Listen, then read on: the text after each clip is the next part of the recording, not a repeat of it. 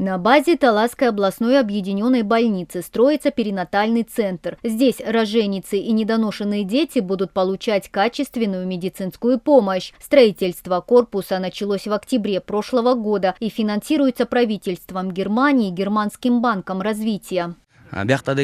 На этой территории слабый грунт, из-за этого мы выкопали фундамент глубже, чтобы дополнительно его уплотнить. Основание корпуса будет крепким. Работа сейчас на стадии котлована. Готовим опалубку под бетон. На объекте трудятся 10 строителей. Погода становится теплее и скоро объем работы увеличится, строителей тоже станет больше.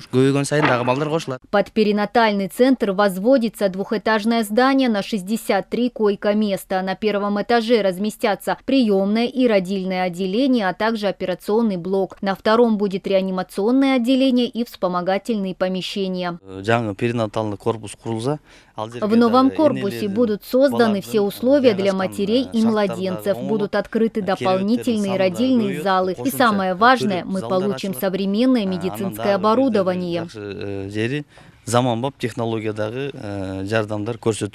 Реализация проекта значительно повысит уровень оказания медпомощи беременным женщинам с высоким риском осложнений при родах. Раньше в таких случаях будущим мамам приходилось уезжать в Бишкек. Медики уверены, что теперь эта проблема останется позади.